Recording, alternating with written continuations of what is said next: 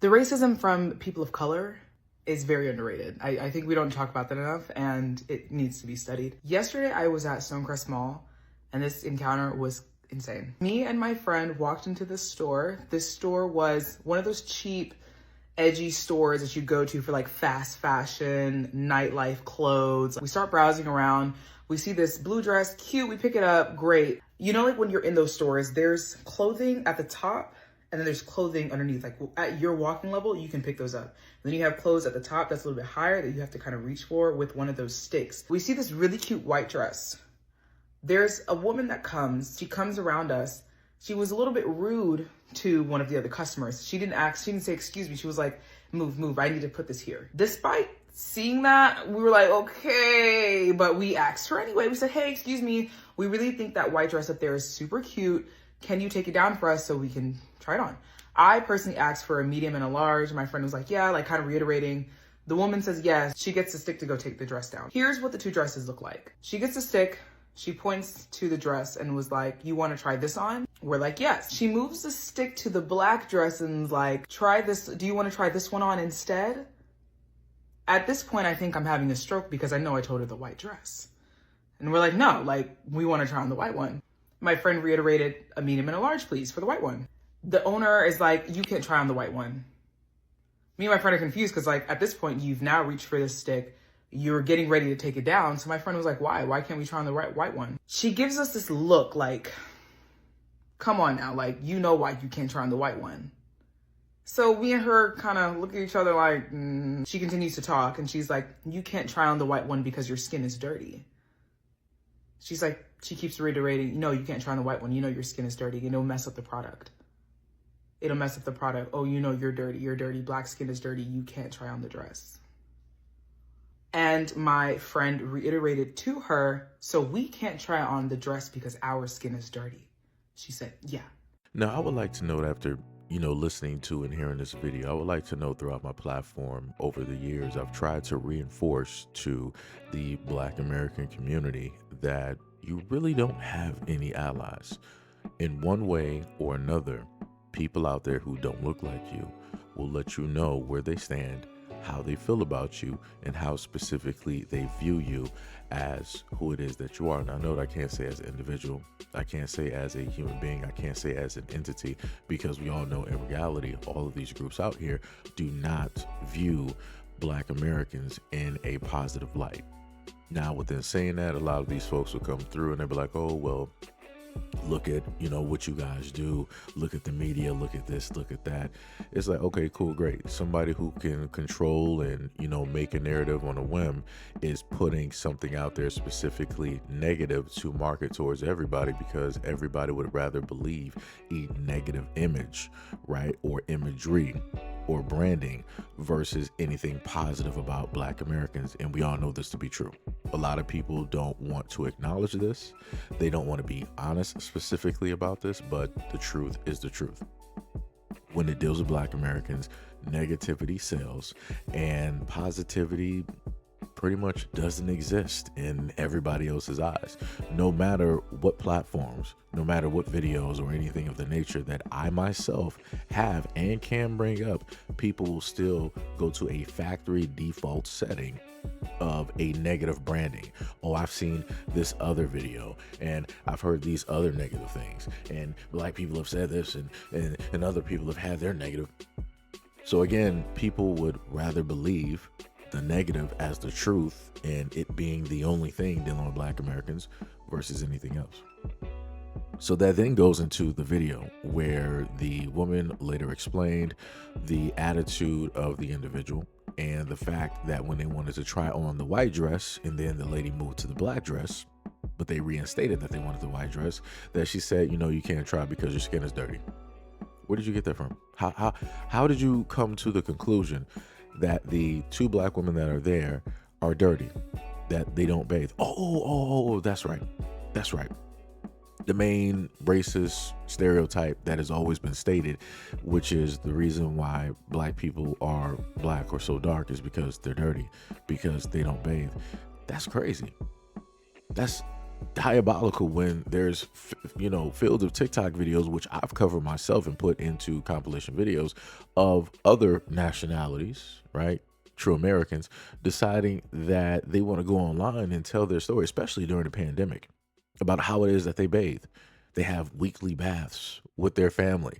Other instances, they all use the exact same water, and that water is brown. That water is dark, right? Using the exact same towel. Other instances of people going through and deciding that, oh, I'm going to, not bathe for 30 days. And then on the 31st day, I'm finally going to sit up there and take a bath and a shower. Like a whole bunch of crazy stuff on top of hand washing techniques. And I want to note to a lot of people, since we're on the whole field of, people want to assume or view black people as being dirty.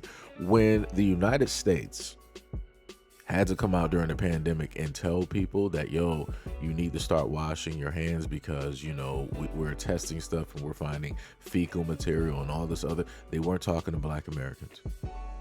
I want to make that very, very clear to everybody.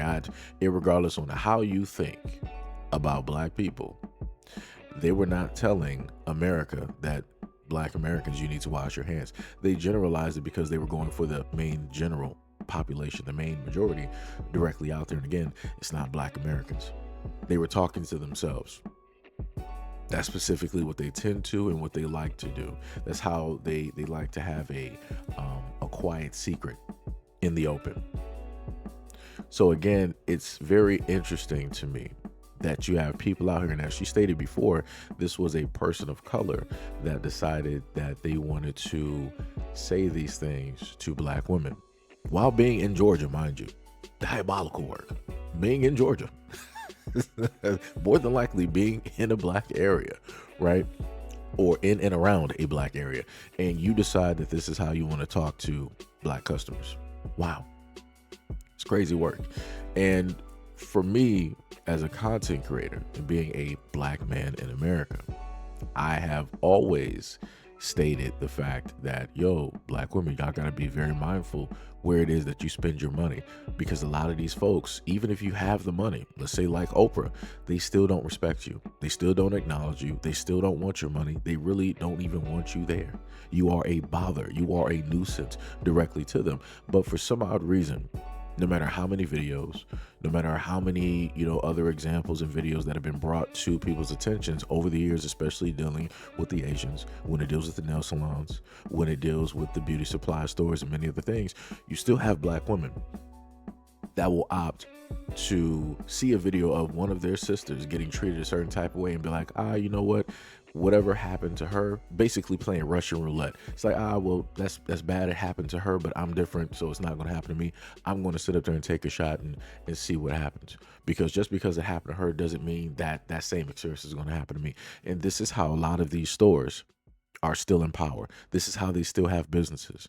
This is how they're still registered at a brick and mortar address. Because no matter what happens to one black woman, there will be 10, 20, 25, 50 other black women that will sit up there and say, well, that was just her experience. That doesn't mean that that's going to be my experience or that's what's going to happen to me. I'm different. Like I said, I don't know what to tell people, because at the end of the day, the way that I look at it is that we're at a point in time of which black women can come through. They can funnel and pull money together. They can fund themselves and start up a boutique, start up a business, either online, brick and mortar, or both. Black women have done it, especially during the pandemic. And you could have a place of which that you can relax. You can have a place of which where nobody is judging you because of the color of your skin. Nobody's going to tell you that, oh, we don't want you in here because you're black, or we don't have anything in your size that you can specifically try on. Basically stating that we do have the sizes, but we don't want to do it because you're black. And again, it's the exact same thing. Or in this instance, that we don't want you trying on our clothes because you're darker complected, which equates to you being dirty. Therefore, you can't try this on because we already know how it is that you bathe. We already know about your hygiene. Your hygiene is reflective of your skin tone. Like I said, that's some crazy work. You don't have to deal with that if you have black women that are specifically owning and running these establishments right, that are working in these establishments, that are handling the clothes, working with and talking to the customers. You don't have to deal with any of that. So again, that's been my main thing that I've tried to really press and really push forward when it deals with these situations. But the stumbling blocks that I come across in the comment sections from time to time are the exact same women that I speak to. You have some of them that'll turn around and say, well, you know, black men, you are the head, you are over the community. It's not up to black women to build these things. You should build them directly for us and then hand it directly over, and you should do this and you should do. I'm like, that doesn't make any type of sense. That doesn't make any type of sense. You're specifically getting mistreated in all of these videos. It doesn't have anything to do with a black man. It's been stated that black women are the most educated, have the most master's degrees. Black women have the most income coming to and from, right? So black women are winning directly everywhere. So I'm a little bit confused on how it would fall specifically on black men to alleviate a situation of which you still walk through the doors of consistently and put yourself in that situation and or scenario to end up with the exact same results as the black women that came before you. And you want to decide to say that I myself as a black man should facilitate the means for you to not have to deal with that. That sounds crazy. That sounds that I think, isn't that the definition of crazy or insanity or something like that? Like it just doesn't make any type of sense. That, you know, it's lacking the ability for one to acknowledge responsibility and acceptance and acceptance, responsibility, and acknowledgement of what it is that they specifically do, how it is that they put themselves into said situation. And this is why, again, I keep covering these videos, because I'm hoping they'll get to a point where black women will wake up, right? Can go online and sit up there and say that, oh, we're powerful, we create everything out here, the world is nothing without us, we are the cradle of civilization, we're the most educated, and all of these other types of things. But at the end of the day, you come across situations like this, and it's like, where is all of that pride? Where is all of the ego? Where is all of that? You know, I'm really pedestalizing and putting myself first. I don't see it. I don't see it. And again, if you love yourself and you're going to put yourself directly first, that means that you wouldn't put yourself into situations and scenarios like this. That means that you would do everything possible to alleviate, so that not only you don't have to suffer and go through this, but many other black women, and not only them, but also your daughters, your nieces, and your granddaughters don't have to face and go through this, nor share in these same exact type of stories, because they are building amongst themselves so that they can not only be comfortable, but they can also profit. And then not only from that, they can also see the positive image of black women ownership. They can see black women entrepreneurs up close, right? Because these may be women of the family, this may be a friend of the family, a coworker, or, you know, somebody's young daughter, right? There's tons of videos out there where young girls who are teenagers started up their own salons or their own nail shops, you know, or whatever it is that they're doing, out there being entrepreneurs, right? Out there going out there and seeing what it is that they can create and making it for themselves instead of depending on their parents. But anyways, let me know what you guys think about this video and everything that I stated in the comment description below. And as always, peace, love, and stay tuned for the next video.